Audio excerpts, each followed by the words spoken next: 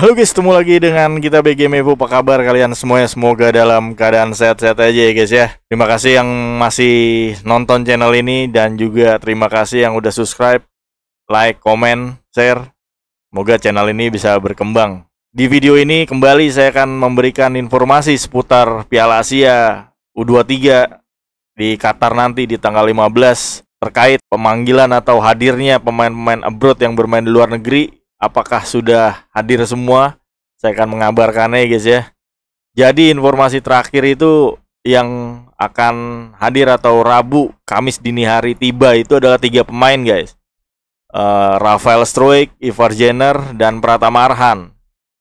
Untuk Marcelino Ferdinand akan kemungkinan hadir di hari Minggu tanggal 7 April.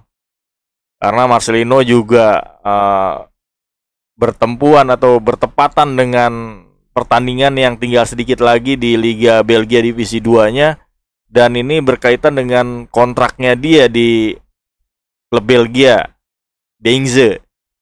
Jadi agak dilema juga untuk Marcelino, tapi memang pemanggilan itu udah jauh-jauh hari dan sudah diinformasikan, dan klubnya sendiri sudah mengizinkan. Mudah-mudahan aja berjalan lancar dan permainan Marcelino bagus di Piala Asia dan diperpanjang di klubnya. Nah, selain itu ada masih 2 pemain yang bermain di luar negeri, pemain timnas, yaitu Justin Hapner dan Nathan Cho. Belum diketahui atau diizinkan nggak gitu sama klubnya. Karena ada informasi yang beredar bahwa Justin Hapner udah menginformasikan di media atau di media sosialnya dia belum diizinkan. Pasti ada terjadi lobby-lobby di belakang layar ya guys ya, karena memang Indonesia punya target tinggi nih, nggak main-main ya, 4 besar, dan ingin lolos Olimpiade. Tim nasional Indonesia U23, dan di grup sendiri memang nggak gampang, makanya pemain-pemain bintangnya itu harus hadir gitu, harus datang, harus main. Nggak bisa dianggap remeh di grupnya. Di grup A ada Qatar, Australia, Yordania. Di pertandingan pertama sangat penting dan itu harus full tim. Jadi beritanya Justin Hapner sendiri ada informasi beredar belum diizinkan, pasti ada lobby-lobby. Dan Nathan juga yang udah dipanggil dan apakah udah diizinkan, dan juga belum ada kepastiannya. Sintayong sendiri memberitakan ya pada saat training camp di Dubai, pelatih tim nasional Indonesia tersebut bilang kalau Justin Hapner dan Nathan belum pasti bahkan hadir. Tapi memang di susunan komposisi pemain sendiri kan kita di belakang sendiri ada back-back memang yang udah mumpuni ya di Liga 1. Matteo Ferrari ya, Muhammad Ferrari, Rizky Ridho, Alfreanda Dewangga untuk center back-nya. Kiri kita udah punya Pratama Arhan, Haikal Hafiz, dan lain-lain. Jadi intinya sebenarnya udah ada backupnya, tapi dibutuhkan pemain-pemain yang lainnya untuk bisa saling membackup. Di Timnas U23 sendiri banyak pemain Liga 1 yang dipanggil ya guys ya. Jadi kalau kalian mungkin mendengar di media sosial bahwa pemain-pemain yang ada di Timnas sekarang itu ada penyebutan naturalisasi lah, pemain yang diutamakan lah, didulukan. Jadi sekali lagi ya guys ya, kita sebagai profesional itu melihat kualitas guys, bukan melihat kita berasal dari mana, lokasinya di mana, main di liga apa gitu.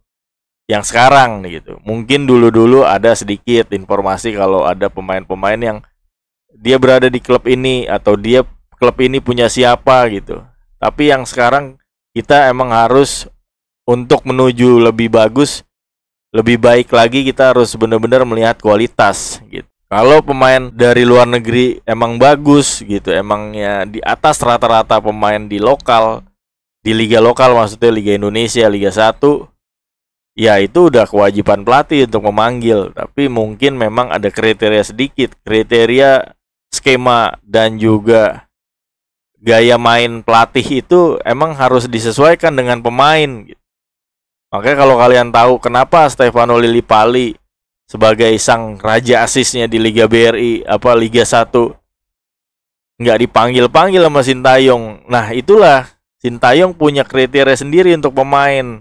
Dia punya gaya main sendiri gitu. Gimana di depan aja, di striker aja itu disuruh cuma lari-lari guys ya.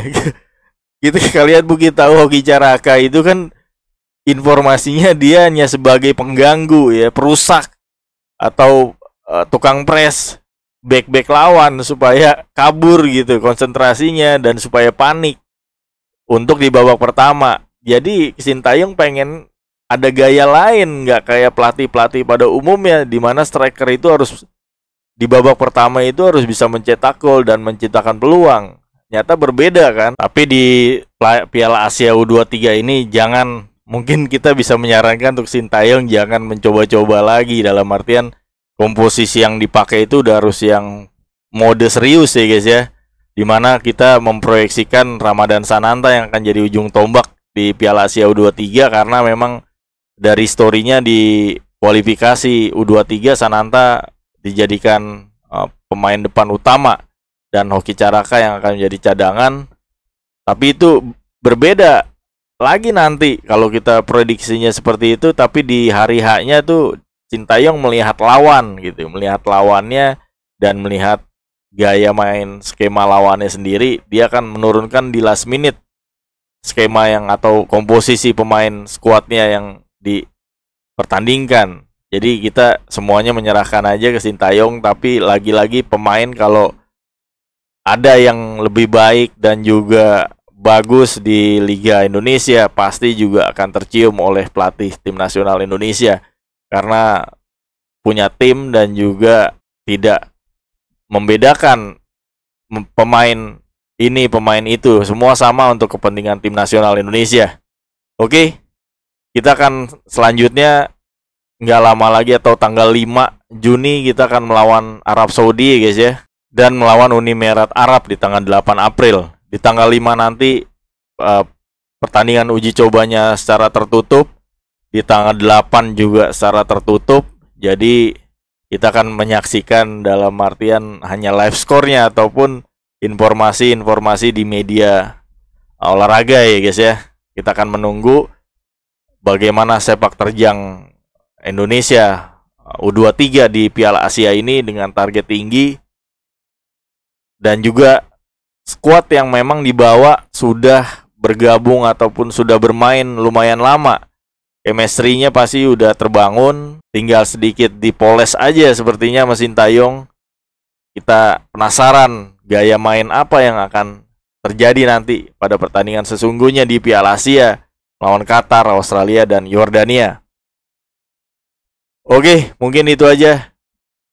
Jangan lupa tanggal 5 dan tanggal 8 uji coba, tanggal 15 pertandingan Indonesia versus Qatar di Piala Asia yang akan disiarkan langsung oleh CTI dan iNews serta situs live streaming Vision Plus dan website live streaming lainnya. Tetap dukung terus Timnas Indonesia, dukung terus Sintayong dan PSSI serta staf kepelatihan tim nasional. Semoga Indonesia terus terbang tinggi dan berjaya. Oke, makasih sekali lagi yang udah nonton video ini. Jangan lupa subscribe, like, comment, and share jika kalian suka dengan video saya. Tetap sehat, tetap semangat. Salam sepak bola.